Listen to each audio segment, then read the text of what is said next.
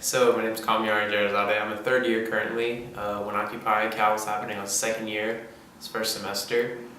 I was always kind of active in student movement stuff. Starting my first year, I remember when I first found out about the kind of things that were going on, walkouts, strikes, stuff like that. I was in my dorm room making little signs out of cardboard boxes and talking to my friends. Then when second year came along, my friends and I got a lot more active. Not as active as some of the main people involved in the movement. I had some friends who were definitely more involved than I was, sleeping on the ground, no tents, no sleeping bags. I was just there for kind of the first few days before and after, I guess, that infamous day.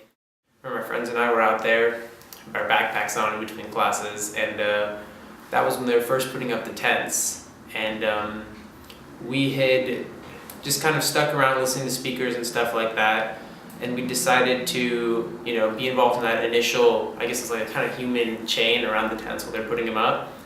And I remember my friends and I looking at each other like, wow, like this could get interesting. And we're just looking at each other like, oh, are we ready for this? Like, do we know what's gonna happen? And the guy's saying over, the little bullhorn thing, if you're scared of getting arrested or if you're an illegal immigrant, like we suggest you get out of here. And we always looked at each other, we're like, no, we're staying, so we linked up arms. One of our friends had a concussion earlier, so we were like, okay, no, you should get out of here, it's not safe for you.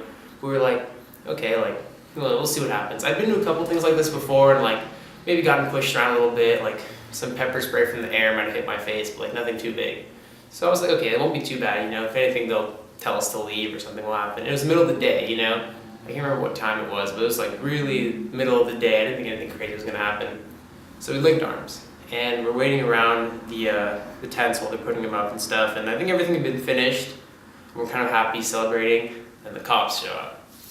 This was really interesting, because I'd never seen this many. I'd been here before, and I'd seen, when they'd occupied Wheeler once, stuff like that, but I'd never seen this many, never seen them armed this much. So they show up, and obviously you're scared, If anyone says they're not scared, they're lying, It's probably one of the scariest things, because you're facing these people, and there's just, no expression in their eyes, Anyways, so they line up around us, and if I can remember where I was, Sproul Hall has that 2 patches of grass, I think, on the sides of it.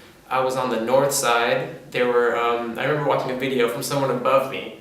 There was a camera. So we're in the kind of corner, boxed in, We knew that we were in the corner, and that's where they were going to come in from. But Lincoln arms were ready, and I don't really remember. It's kind of blurred since then, but all of a sudden, the cops just rushed through and literally with their batons broke through the side of us, which we knew they were going to hit, broke through the side kind of where the human chain hit Sproul Hall, broke through the side, started beating up the tents, and just were hitting kids. And I remember this one kid fell down, and the cop took his nightstick like this and kind of using his hand as a fulcrum, hit the back of the kid's head. Everyone started screaming. I remember tears came out of my eyes.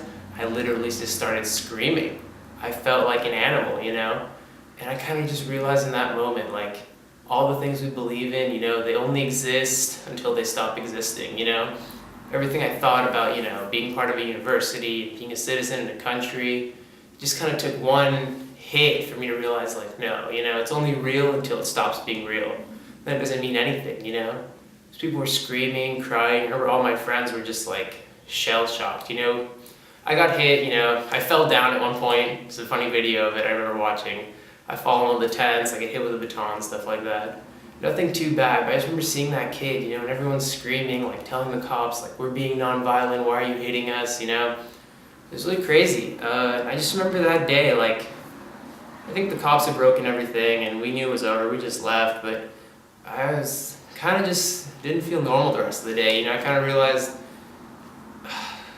when I think about it, almost nothing comes up, You just realize so many things you thought you believed in really just had no weight at all.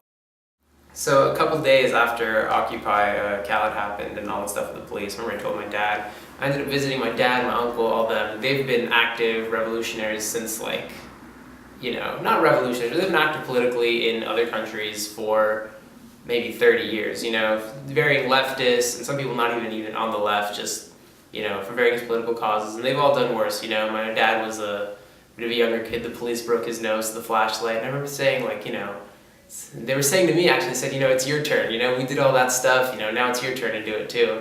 At the time I felt nice, but now when I think about it, it just makes me sad because I realize they went through so much and we're going to go through some of the same things and not that much is going to change.